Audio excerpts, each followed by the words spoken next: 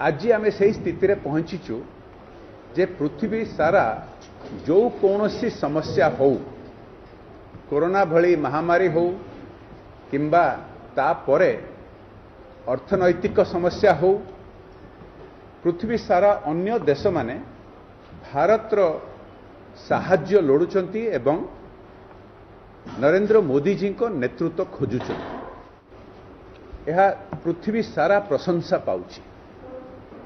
समय थिला प्रत्येक किछि समस्या रे आमे अन्य देश मानकर साहाय्य उपरे निर्भर थिलु। विभिन्न जगार युद्ध अंचल लोकों को उद्धार करने काम हो किंबा अन्य देश मान को साहाय्य पहुंचेबा काम हो मोदी जी को नेतृत्व में भारत आगधारा पहुंची सारी एवं पंचम स्तर रे पहुंचाई देइछंती मोदी जी भारत को अर्थनैतिक व्यवस्था रे। किंतु भारतर ए प्रगति मझिरे ओडिशा वंचित रही जाइछि। जेभली 10 वर्ष भितरे भारत को पृथ्वी सारा 5 नंबर स्थान को मोदी जी आनी पारिछंती एठी मध्य 25 वर्ष शासन परे ओडिशा को भारत रे पंचम स्थान को आनी हेई थांता किंतु संपूर्ण भावरे सेटा फेल मारिछि। मोदी जी को ग्यारंटी आगामी 5 वर्ष भितरे भारत तृतीय स्थान रे पहुंचीबो। एई जो अर्थनैतिक प्रगतिर प्रभाव भारत रे देखिबा को मिलिछि। 25 कोटी जनसाधारण गरीबी रेखारो ऊपर को उठी पारिछंती। तेणुकरी 2 दिन तले आम आदरणीय राष्ट्रीय सभापति जेपी नड्डा जी द्वारा उद्घाटन हैला आमर संकल्प पत्र।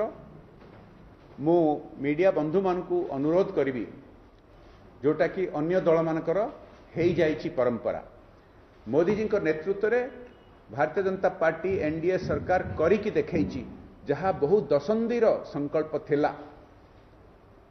धारा 370 हो किंबा राम मंदिर पुनर्निर्माण हो यही संकल्प पत्रर प्रमुख प्रतिज्ञा गुड़िक ओडिशा सारा 4.5 कोटी ओडिया पाखरे पहुंचेबा पई। कारण भारतीय जनता पार्टी रो संकल्प पत्र केवल नाम के वास्ते नुह किंबा आतंकवादी को सठिक जवाब देकी भारतर सुरक्षा को सुनिश्चित करवा हो से भली ओडिशा पई भारतीय जनता पार्टी रो एई संकल्प पत्र रे जो प्रतिज्ञा गुड़िक दिया जाइछि प्रमुख 21टी प्रतिज्ञा मु किंतु आज 5टी विषय उपरे फोकस करी एवं ओडिया मानकर अर्थनैतिक स्थिति रे किभली विकास आसीबो एई 5टी बिंदु उपरे मु जो फोकस करी। प्रथम हैला आमर कृषि क्षेत्र विषय। कृषि क्षेत्र रे एठिका शासक दल 17 वर्ष तले प्रतिज्ञा करथिले जे 33% जमी जलसेचन पहुंचीबो। अन्य बंधु माने अन्य आमर कार्यकर्ता माने विभिन्न बिंदु उपरे आगामी दिन रे आपनको सामना रे रखिबे। मु जो 5टी प्रतिज्ञा उपरे फोकस करी सेगुड़िक अर्थनैतिक प्रगति उपरे फोकस्ड। ओडिशार अर्थनैतिक स्थिति केभली आगुकु बढ़िबो करी नाहांती कले नाही एपर्यंत आम चाषी भाई माने प्रति वर्ष हंतसंत होती जमी रे पानी पहुंचेबा पई फसल ठीक से उत्पादन करबा पई एवं से फसल रो बिक्री पई। भारतीय जनता पार्टी रो संकल्प जोटा मोदी जी को ग्यारंटी जे स्थगित जलसेचन प्रकल्प गुड़िक ताकू पुणी थरे जोर देकी आगु बढ़ा जिवो एवं 2029 सुधा 3 गुणा जलसेचन बढ़ा जिवो एवं दुर्नीति बंद करबा पई इलेक्ट्रॉनिक वेइंग मशीन्स रो यूटिलाइज करा जिवो। से भली आमर मत्स्यजीवी जनसाधारण को पई एटा मो पई टिके स्पेशल फोकस रहउची। आमर उपकूल ओडिसा रे बहु मत्स्यजीवी भाई माने अछंती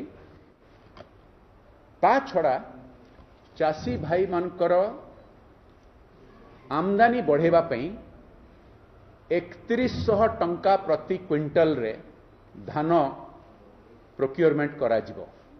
एइथरे संपूर्ण भाव में दुर्नीति बंद करा जिवो। एटा 48 घंटा भितरे चासी भाई मानकू डीबीटी जरिया रे सीधा सड़क तांको पाखरे एई पैसाटी पहुंची जिवो एवं अण उत्पादन समय रे लीन पीरियड रे तांको आमदानी जो कमी जाए तांको तांकर आर्थिक स्थिति उपरे बहुत आंच आसे। एही भली वीडियो देखिबा पाई हम चैनल को लाइक शेयर सब्सक्राइब करंतु। Video report Odia.